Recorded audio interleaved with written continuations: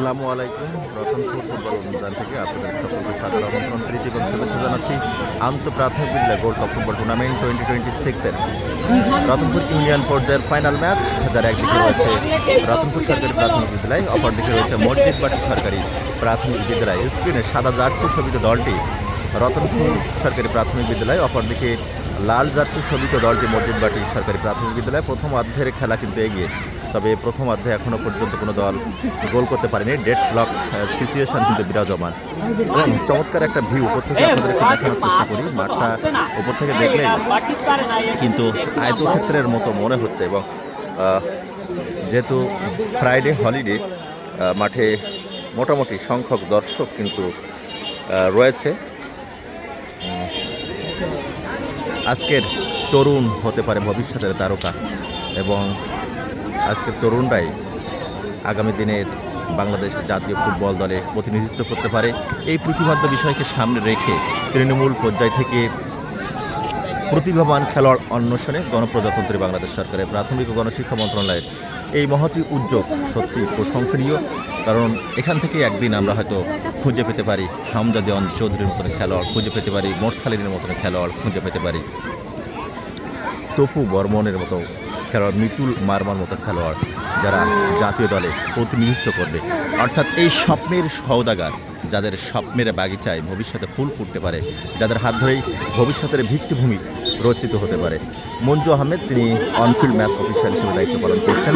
তবে যেটি দেখার অপেক্ষা রয়েছে সবাই, সেটি গোল।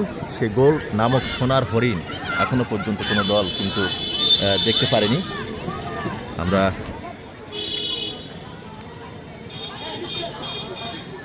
রতনপুর মাঠ সবসময় কিন্তু ক্রীড়াঙ্গনের উর্বর ভূমি নামে খ্যাত, কারণ এখানে ক্রীড়াপ্রেমী উদ্ভাসিত আলোকিত মানুষ রয়েছেন। সেটাই কিন্তু আমরা দেখছি। আমরা একটু দেখানোর চেষ্টা করি আপনাদের।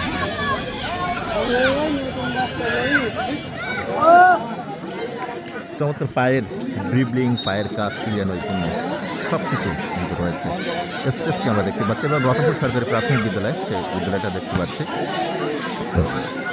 উদীয়মান তরুণ তুর্কি খুদে খেলোয়াড়, কিছুটা এলোমেলো খেলা, তবে গোল কিন্তু হয়নি।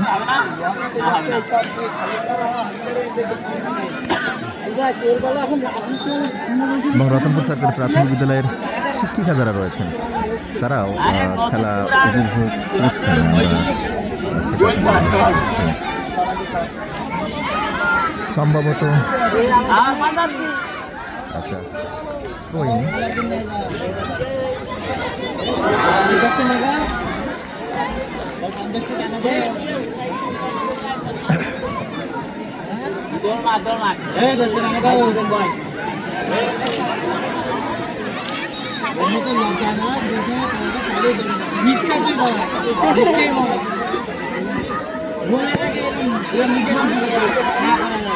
ভালো একটা আক্রমণ কিন্তু সাজিয়েছে, যাই হোক আক্রমণটা নস্যাৎ হয়ে গেল। দুই সরকারি প্রাথমিক বিদ্যালয়ের স্বপ্নের সওদাগর, সাথে সাথে প্রথম অর্ধের খেলার পরিসমাপ্তি, কোনো দল গোল করতে পারেনি। রতনপুর সরকারি প্রাথমিক বিদ্যালয় 0, অপরদিকে মসজিদবাটি সরকারি প্রাথমিক বিদ্যালয় 0।